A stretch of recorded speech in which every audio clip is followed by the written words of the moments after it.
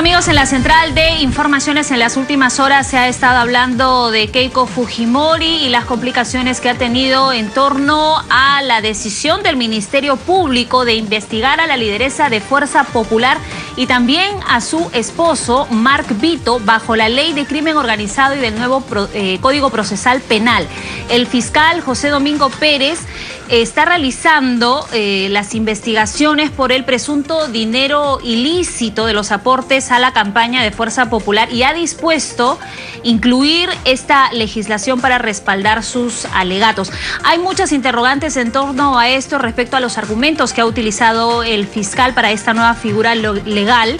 También cuáles serían las implicancias para la aplicación de la Ley de Crimen Organizado y del nuevo Código Procesal Penal. Por supuesto, los fujimoristas se han manifestado en contra, han criticado esta decisión fiscal. Lo vamos a analizar también porque muchos han tenido fuertes declaraciones respecto a esto, ¿no? Es importante poder revisar todas las aristas y sobre todo saber por qué se ha tomado esta decisión. Sobre el tema vamos a conversar con el doctor Fernando Ugaz. Él es abogado penalista, está aquí con nosotros en la Central de Informaciones. Doctor Ugaz. Muy agradecido. Buenas tardes, gracias por estar aquí con nosotros. Bueno, para empezar hay que aclarar que esta es una investigación preliminar, ¿no? Donde se está buscando determinar si hay indicios para poder concluir con esto finalmente. Pero ¿cuáles han sido los argumentos utilizados por el fiscal Domingo Pérez para poder iniciar esta nueva figura legal? Bueno, en principio esta adecuación a este procedimiento, llamémosle así, especial, es una adecuación que se ha hecho y que se está ya implementando tanto para el caso de Toledo, en la investigación del lavado de activos que lo lleva el doctor Hamilton, la Fiscalía del doctor Hamilton, así como la investigación que se lleva para el caso de Ollantumala, que incluso lo llevó a prisión, ¿cierto? Este es un procedimiento, la ley 30007, este es un procedimiento, es una norma que permite que determinados delitos graves, ¿correcto?, que se cometen entre 3 o más personas, ¿correcto? Y en ello radica la ampliación para su esposo y para terceras personas. Esto básicamente es lo que detalla la ley. Correcto. Entonces va a poder permitir, es una especie de tipo procesal, porque lo que va a poder permitir es que se adelanten una serie de instituciones del nuevo Código Procesal Penal, dentro de ellos una serie de investigaciones de carácter muy especializada. Por ejemplo, agente encubierto, por ejemplo, levantamiento secreto de las comunicaciones, reserva tributaria, bancaria. Con esa nueva figura va a poder tener acceso y rapidez para poder realizar todo este tipo de investigaciones. Una serie de acciones que van a buscar principalmente, por un lado, recabar pruebas, y para eso se va a tener que realizar algunas normas implementar algunas investigaciones que limiten algunos derechos.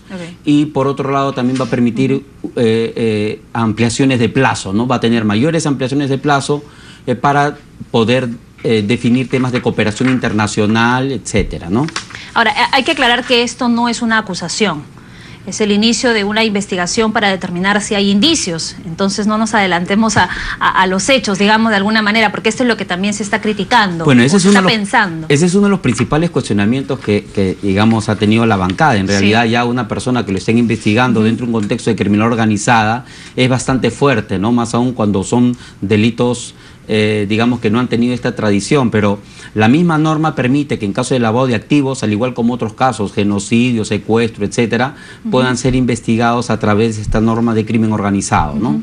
Ahora, se ha hablado también de que es una medida exagerada decir que Fuerza Popular realizaba este tipo de actividades ilícitas y que ya se le denomine como una que realice lo que es el crimen organizado. También están diciendo que es una medida innecesaria. Hay muchas, por ejemplo, Daniel Salaverry ha dicho, voy a leerlo expresamente, ¿quién en su sano juicio puede creer que Keiko Fujimori y que su esposo están liderando una organización criminal? Para él no tiene sentido los fundamentos ya expuestos por el fiscal. Bueno, definitivamente que esas son opiniones de carácter política. Son opiniones de carácter partidaria, porque eso es su lideresa, ¿cierto? Pero digamos, volvamos al tema técnico, ¿no? En el tema técnico tenemos algunos hechos que se están investigando y el doctor Domingo Pérez Gómez, me parece que muy acertadamente, lo que él observa es el siguiente. Primero, tenemos supuestamente aportes fantasmas en el 2011, donde habrían existido cerca de 1,5 millones de rifa, un monto recaudado sin que hayan ganadores que hayan cobrado algún regalo. Por ejemplo, también se habla de 46 mítines sin rendir cuentas.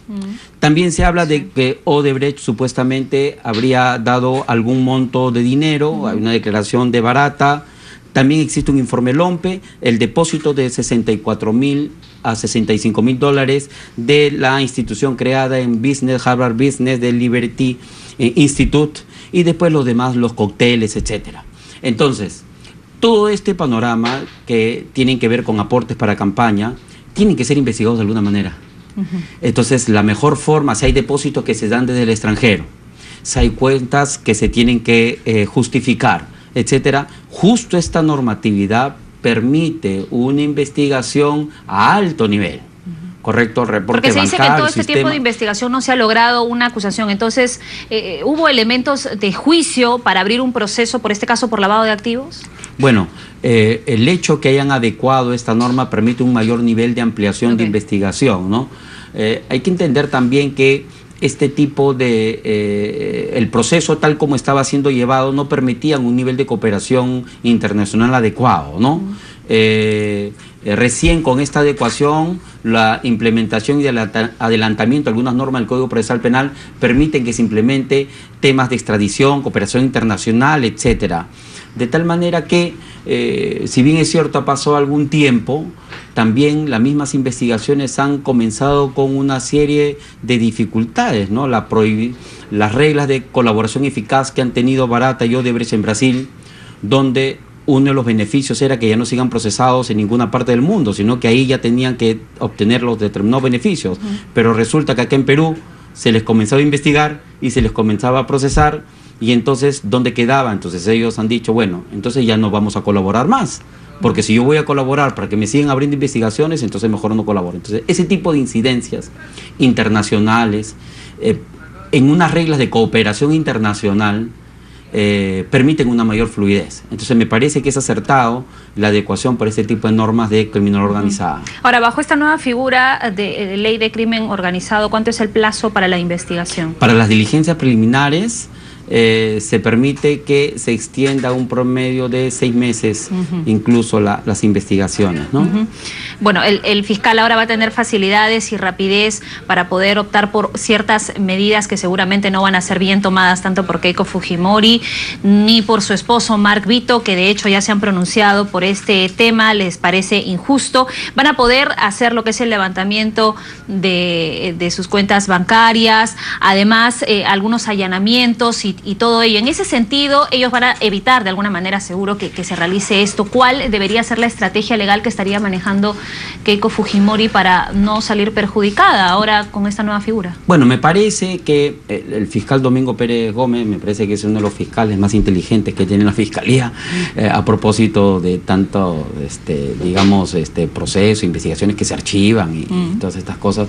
Me parece que él va a ser un poco más sigiloso y va a comenzar a obtener material probatorio, correcto, antes de que comenzar a hacer los allanamientos y hacer todo un speech, ¿no? Un show, digamos, de esta investigación. Yo pienso que se va a ser más cauteloso, justo porque se encuentra de por medio una lideresa que tiene implicancias políticas a nivel nacional, y para que se evite la politización de este tema, yo creo que se va a llevar con un nivel de seriedad mucho mayor, de tal manera que considero que hay una serie de mecanismos, una serie de instituciones que va a permitir que se obtenga la información de manera más adecuada, ¿no? Un allanamiento, normalmente, por ejemplo, estos casos de Andorra, correcto, estos casos de los allanamientos de las casas que tenían que ver con estas personas del ministerios, etcétera, del gobierno aprista. Han entregado ya información que va a servir muchísimo. Correcto, estos son casos donde se han verificado, digamos así, previamente colaboradores eficaces, donde se han permitido identificar algunos depósitos internacionales, y a propósito de eso, ya teniendo aparejado una serie de material probatorio, es que han ido y han decidido en silencio este tipo de medidas.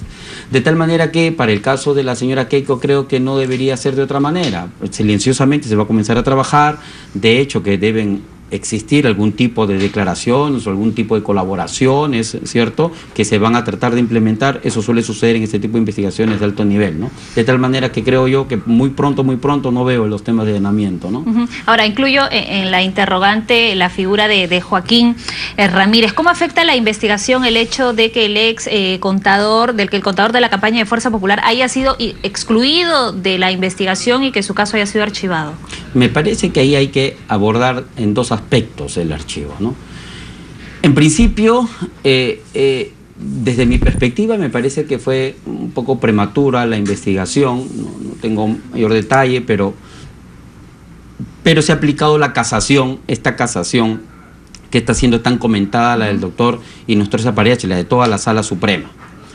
Y el archivo va principalmente en el entendido que se tiene que precisar de manera concreta y puntual el delito fuente para identificar los temas de lavado de activos.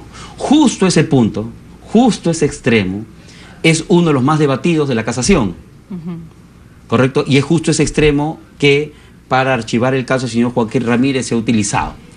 Y yo quiero precisarme, por eso tú me permites unos segundos, sí, para explicar, porque hay muchas personas, hay muchos especialistas incluso que están hablando de la casación, pero no lo han leído.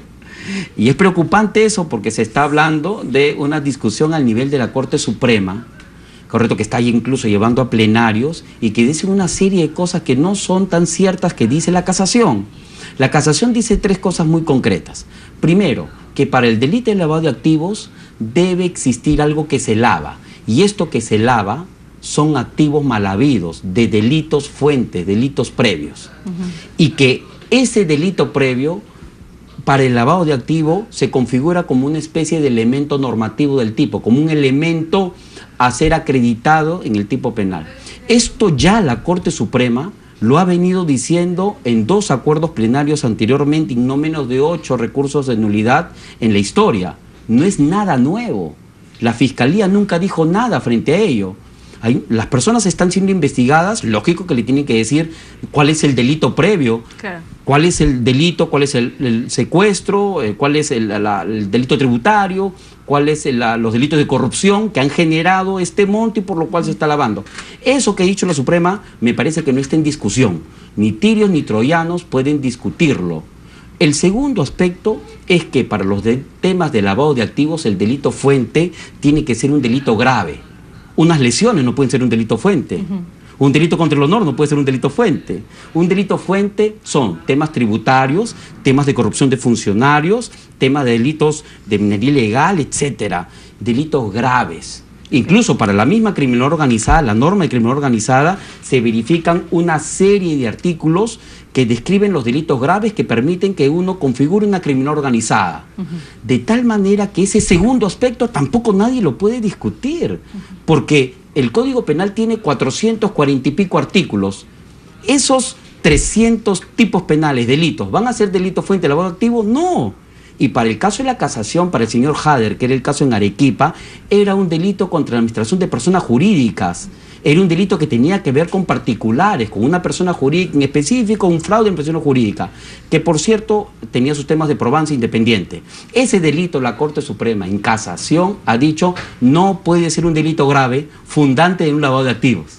Y un tercer elemento que quizás es lo discutible, lo debatible, es donde la Corte Suprema dice que ese delito fuente tiene que identificarse, o por lo menos la persona que está lavando el monto preveniente del delito fuente, tenemos que saber de alguna otra manera fecha, lugar, la persona y etcétera. Entonces es en ese tercer extremo donde me parece que hay que afinar y hay que verificar los niveles de probanza o de acreditación que se exige para saber cuánto es que yo voy a tener de información en relación al delito fuente.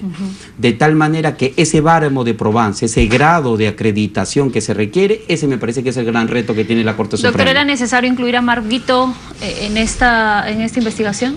Bueno, parece ser que el señor Vito es una de las personas que también a su cuenta ha recibido dinero, parece ser que también es una de las personas que tiene las relaciones ¿no? con esta Harvard Business, la creadora, la institución de negocio que creó Liberty Institute. Se habla de más de 220.000 soles. Institute, entonces me parece que tiene sentido, digamos, una ampliación de personas en la investigación.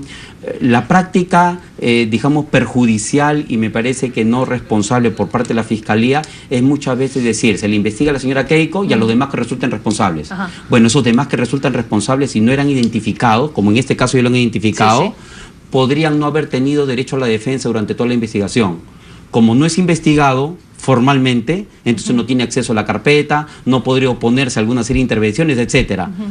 Ahora que están identificadas las personas, por lo menos con nombre y apellido, estas personas ya van a poder ejercer tutelas de derechos, impugnaciones, quejas, recusaciones, etcétera. De tal manera que, a pesar de las dificultades de la investigación, yo creo que algo bueno está trayendo para mejor defensa para ellos mismos el esclarecimiento de los hechos, ¿no? Aunque se muestren en contra los fujimoristas y la propia Keiko, la lideresa. Definitivamente. Discúlpeme, doctor Ugaz, para aprovechar que está aquí con nosotros y que la fiebre del fútbol se está sumando para todos. ¿Cree que vamos a triunfar en la Bombonera? Yo creo que sí, ¿no? Todos tenemos que estar, bueno, por lo menos 2, ¿no? Por lo menos. 2-1. Sí le tiene fe. Sí. Bueno. Doctor Ugaz, muchísimas gracias por haber estado aquí con nosotros en la Central de Informaciones. Bueno, vamos a revisar nuestros titulares. Nosotros regresamos con mucho más.